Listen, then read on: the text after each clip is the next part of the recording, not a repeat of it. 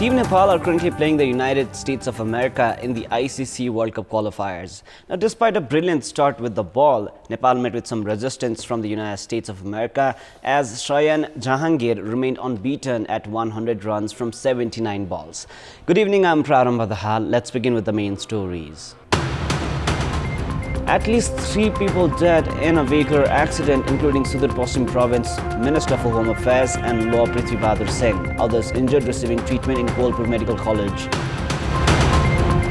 Government directs Nepali Embassy in New Delhi to furnish a report after adequate assessment into India's mural. Ruling parliamentarians criticize Prime Minister on failing to prioritize inundation issue.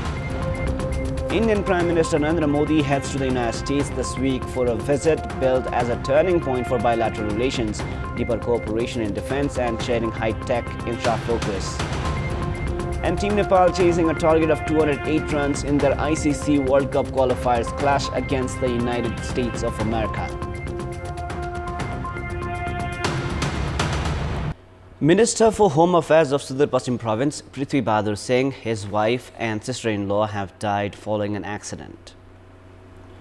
According to DSP of Armed Police Force Netra Kesi, Minister Singh's wife Amrita and his sister-in-law Jayadevi Singh died on the spot, while Minister Singh, who had been flown to Nepalganj for treatment, succumbed to his injuries while undergoing treatment at the Kolpur Medical College. Accompanying police officer Deepak Vandari and driver Dharmaraj Joshi are currently undergoing treatment. The accident took place at around 2 p.m. this afternoon in Dharchhara of Kedar Siu rural municipality. The vehicle was headed from Chainpur from Dandeldura and fell off some 50 meters from the road to Khalanga river bank.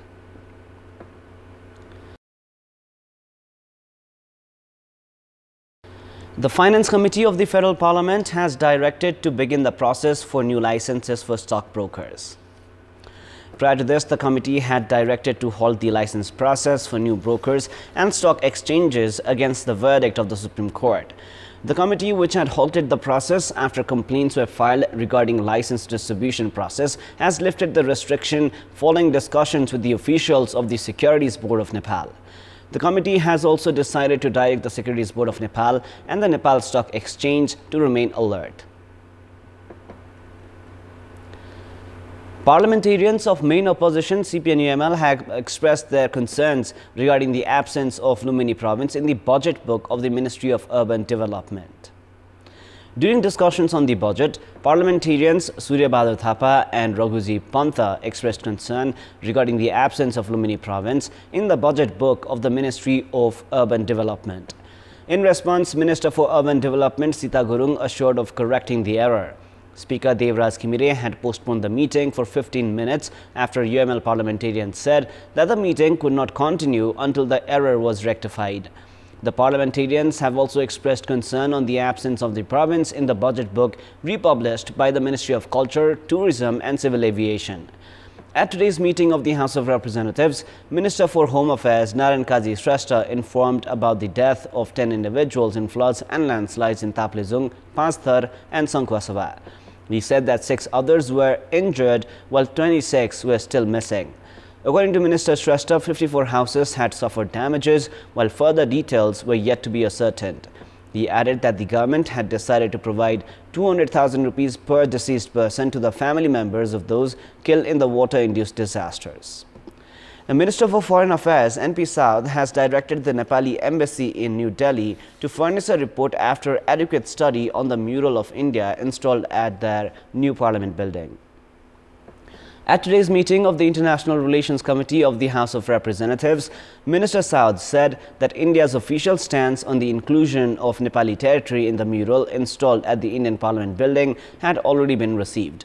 According to Minister South, India had said that the mural was a representation of the regime of King Ashok and was not a political issue. In a separate context, Minister South said that Nepal was not aware about the contents of the report of the Eminent Persons Group on Nepal-India relations. Saying that the government of Nepal was prepared to accept the report of the EPG, Minister South added that the other nation could not be forced to accept the report at the moment. At the meeting, members of the ruling parties themselves had expressed dissatisfaction regarding the failure in prioritizing the issue of inundation during Prime Minister Pushpa Dahal's recent India visit. CPN Unified Socialist Chairperson Madhav Kumar Nepal said that Indian embankments caused inundation in Nepali territory, but Prime Minister Dahal had failed to raise the issue with India. Bimalendra Nidhi of Nepali Congress identified the need to assess the treaties and agreements signed between the two nations along with the existing international laws to find solutions to the inundation problems of Nepal. Now, police has arrested those who had reached the Kathmandu District Court to express their solidarity with the sit-in protest of Tribhuvan University Assistant Professor Prem Chalauni. Assistant Professor Chalauni has been holding the protest against the government decision to withdraw the case against the cadres of the Nepal Student Union who had attacked him. Chalauni, who had reached the protest venue, has said that the situation to beg for justice with the state was unfortunate. Police has arrested those who had reached in front of the Kathmandu District Court to express their solidarity with Assistant Professor Chalauni. He has said that the court had to decide if he was a victim or not. Chalauni has also alleged the government of biasness and politicizing the incident. The Supreme Court has termed 493 structures built near the Fewa Lake in Pokhara illegitimate. The Apex Court has also directed for demolishing and clearing the structures built inside the 65-meter distance from the banks of the Fewa Lake. The Supreme Court has issued an order in the name of the federal government, Pokhara Metropolis, and other related departments for demolishing the structures built by encroaching the banks of the Fewa Lake. The joint bench of Justices Kumar Regmi and Hari Prasad Fuyal has ordered for clearing the structures built in the 65-meter distance from the lake. A total of 1,200 ropenis of land in the distance are currently under the ownership of individuals. According to a team of the metropolis, the value of the land and structures built near the Fewa Lake figured 10 billion rupees as per the government standards and more than 40 billion rupees as per the market price. Conservationists have said that the Supreme Court verdict has opened doors for conservation of the Fewa Lake. Mayor of Pokhara Metropolis, Dhanaraj Acharya, has said that the Supreme Court order would be implemented after receiving the written correspondence. The government has geared up to release 4 convicts involved in the Tikapur massacre on the occasion of the Constitution Day. One of the main accused, Resham Lal Chaudhary, who was serving jail term for his involvement in the Tikapur massacre on the 24th of August 2015, was issued a presidential pardon, while other convicts have been serving the jail term. Nagarik Unmukti Party, which is currently in the government, has made efforts for their release. The party had urged the convicts to file an appeal to be acquitted. Resham Chaudhary had met Prime Minister Pushpa Dahal after he was released from jail and had urged the Premier to pardon the remaining convicts as well. Meanwhile, Prime Minister Dahal had given assurances of acquitting them. 3 perpetrators involved in the Tikapur massacre have been serving their jail term in Kailali, while 1 is in Pokhara. According to law, the government can acquit criminals under the recommendation of prison administration after they have served 40% of their prison term. The government has made preparations to acquit them as all 4 perpetrators have served 8 years behind bars. The number of local residents displaced by the floods and landslides in Pasthar has increased.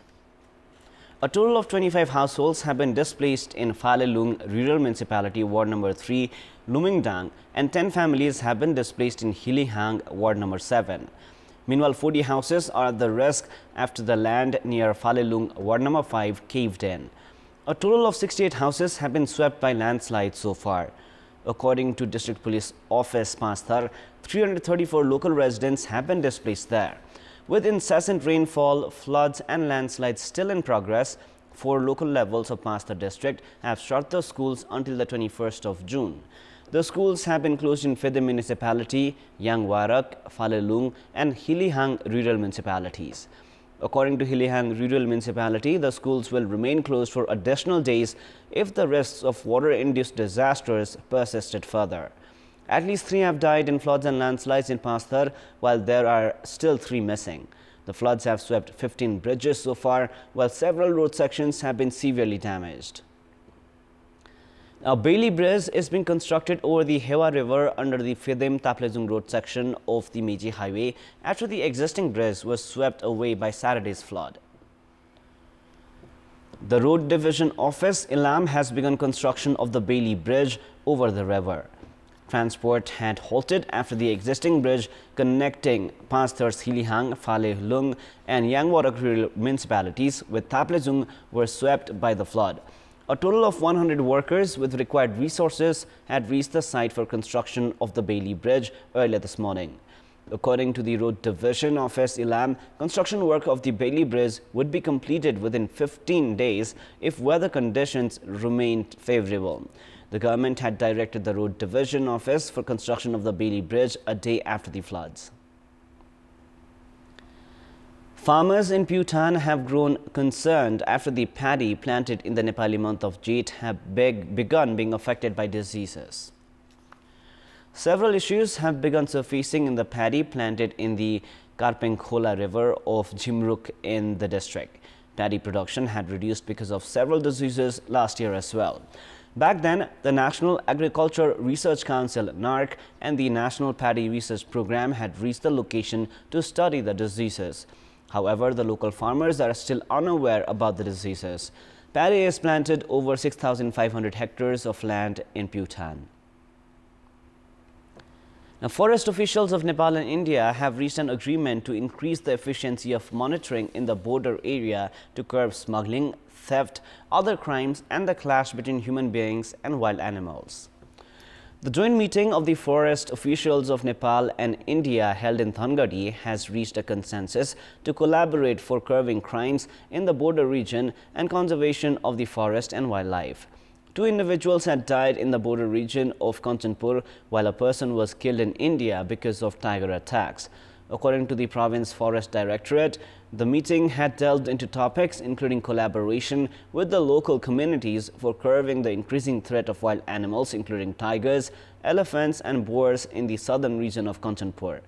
Wild animals of Nepal's Suklafarta National Park and India's Dudua Tiger Reserve have been creating problems for the local residents. The Milamchi Drinking Water Development Committee has prepared to continuously supply drinking water except during floods that turns the water dirty. However, doubts have been raised as the Department of Road has yet to construct an access route to the project site. The committee has constructed structures to give continuity to water supply during monsoon season as well. Preparations have been made to use the 9-number gate as an alternative to continue supplying water. The committee had spent 65 million rupees to construct the structure, which enables supply of water unless massive floods and muddy water occurs.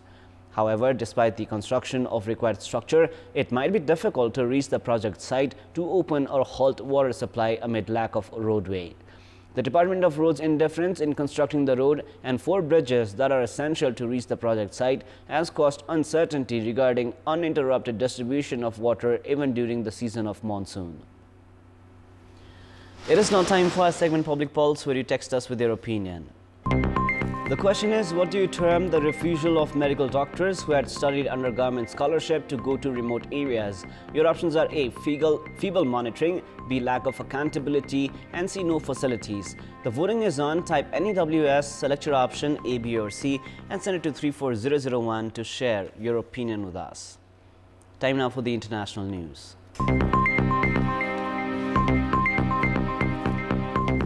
Indian Prime Minister Narendra Modi heads to the United States this week for a visit billed as a turning point for bilateral relations, with deeper cooperation in defense and sharing high technology in sharp focus.